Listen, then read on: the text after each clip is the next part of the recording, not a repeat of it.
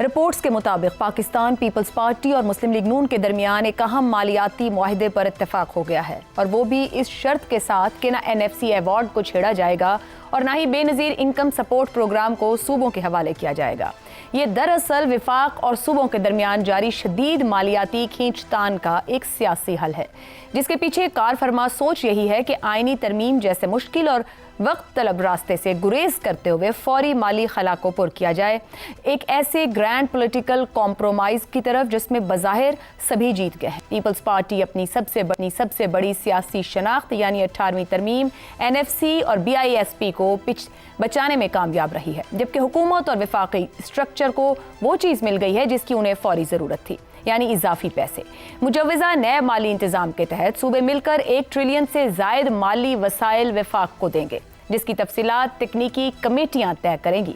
ये मुफाहमत इस्लामाबाद को दरपेश माली दबाव कम करने के लिए एक समझौता है, ताकि NFC अवार्ड जैसे सियासी तौर पर हसास मामले को बाज़ाब्ता तौर पर दोबारा न खोला जाए। इस पेशरफ्त के माशी और आईनी असरात दो धारी तलवार की तरह हैं।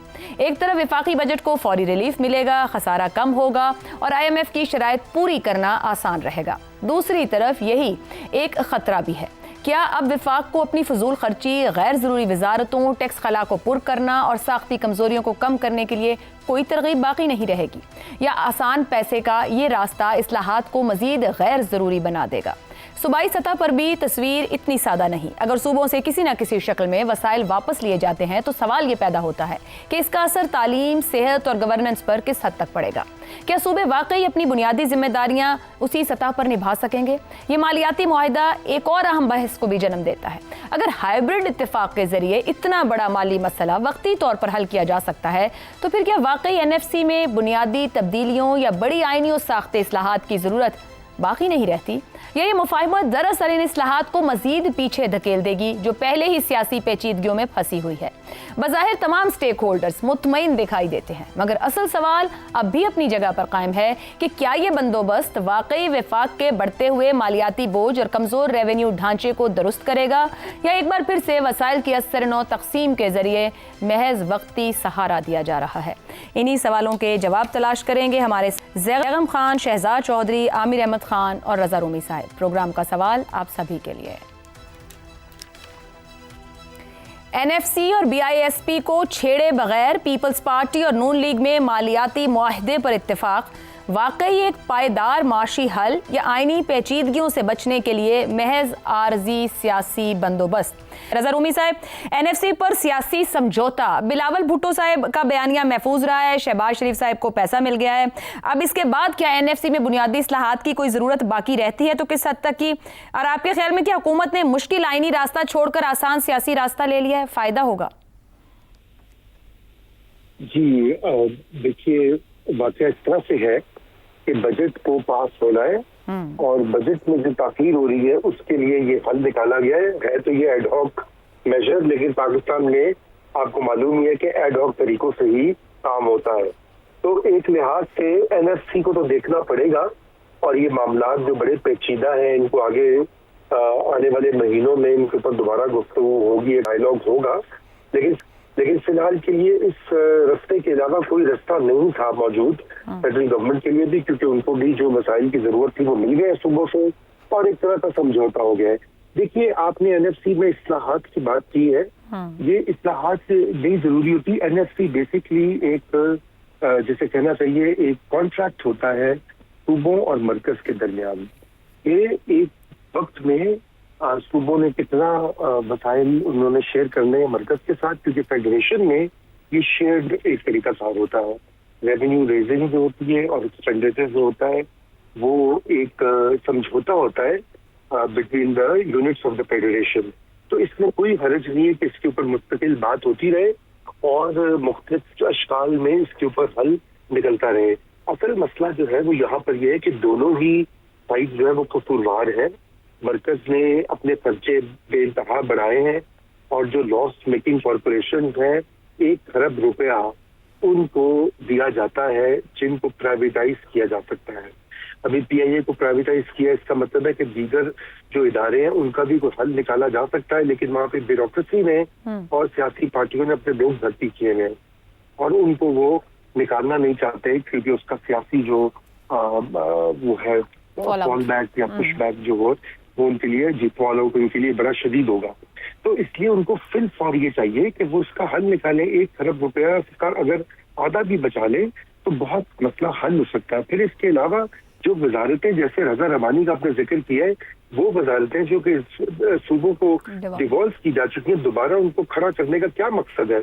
इतना बड़ा जो फेडरल गवर्नमेंट के फौज जफरे मौज भर्ती की हुई है उसको यहाँ सूबों में भेजें, उनको गोल्डन हैंडशेक देके फारिग करें।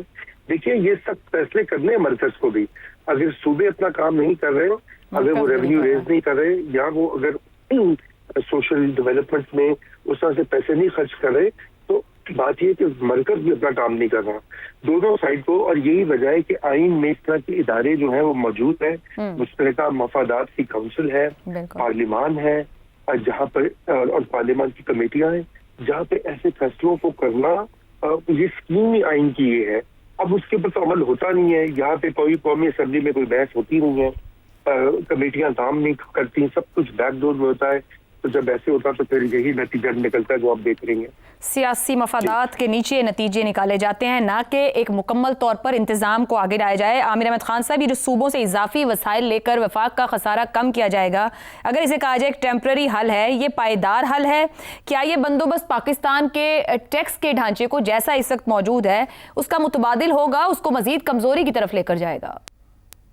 अच्छा, आपके सवाल का जवाब देने से पहले ना मैं एक छोटी सी अर्ज करना चाहता हूँ। मेरे सारे साथियों ने जितनी भी बातें की हैं ना, मुझे उससे 100% इत्तेफाक है। मैं किसी एक बात से भी इख्तलाफ नहीं करना चाहता हूँ। लेकिन कभी कभी बंदे में ख्वाहिश पैदा होती है अच्छा कि कोई अच्छी बात भी करे।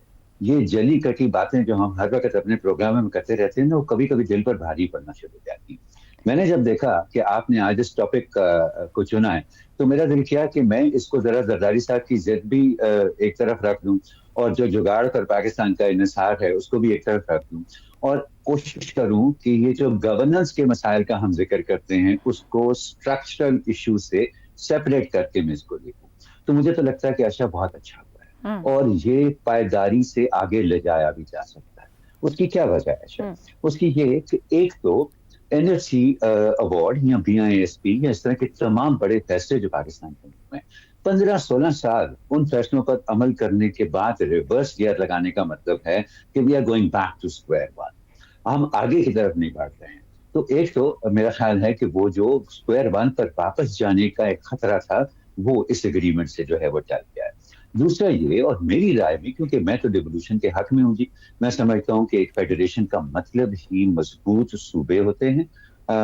तो जो प्रोविंसेस ने पैसों के ऊपर अपना कंट्रोल रिटेन किया है, अब मेरी ख्वाहिश ये होगी अच्छा कि सूबे जो है वो भी सेंटर के साथ वही रिश्ता बनाए जो IMF का पाकिस्तान के साथ है। आप पैसे मांगने जाते हैं ना IMF के पास, वो कहता है जी अपनी गवर्नेंस ठीक करो, अपने खर्चे कम करो, ये सब्सिडीज का चक्कर जो है ये बंद करो, अपना टैक्स नेट बढ़ाओ। मैं समझता हूँ कि अब सूबों को भी इस चीज को, ये जो टेक्निकल कमिटीज हैं उनके अंदर इस्तेमाल करना चाहिए। और सेंटर को अगर सूबों से पैसे चाहिए तो सूबे सेंटर को कहें कि भैया ये जो आपने फालतू वजारतें पाली हुई, जो सब्जेक्ट्स हमारे पास आ चुके हैं, इनको बंद करें, हम आपको वो पैसे दे देते हैं। अगर कोई फेडरल प्रोजेक्ट्स के लिए उनको पैसे चाहिए तो हर फेडरल प्रोजेक्ट में जमीन पर होना है ना, और जमीन किसी न किसी सूबे की है, उसके ऊपर वो सख्त शराइत रख सकते हैं सेंटर के साथ। इसी तरह खास तौर पर वेरी इंपॉर्टेंटली ज्यादातर पैसा जो सेंटर जहां पर कमी महसूस करता है वो पाकिस्तान के सिक्योरिटी रिलेटेड इश्यू से होता है।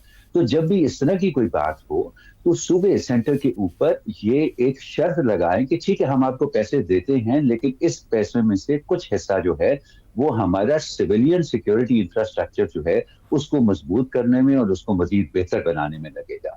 तो मेरे तो ख्याल में जी ये बजाय इसके कि एक चीज आपने 15-16 साल चलाई है और सिर्फ इसलिए कि वो सही नहीं चलाई है तो उसको सिरे से खत्म करके कोई नया काम करने के बजाय इसी के अंदर से आगे रास्ता निकालें। तो ये जो मुआहदा है ना, इसको अगर आप जुगाड़ और जिद की ऐनक उतार कर देखें तो मेरा ख्याल है कि इसमें से बहुत सारा रास्ता आगे निकल सकता है। जो पाकिस्तान के गवर्नेंस के इश्यूज हैं उनको तो खत्म करना पड़ेगा ना, उनके बगैर तो कुछ भी नहीं चलेगा। लेकिन अगर उनको खत्म करने की नीयत है तो फिर मैं समझता हूँ कि इस एग्रीमेंट में कोई हर्ज नहीं। आप इसको एक परमानेंस के तौर पर देख रहे हैं?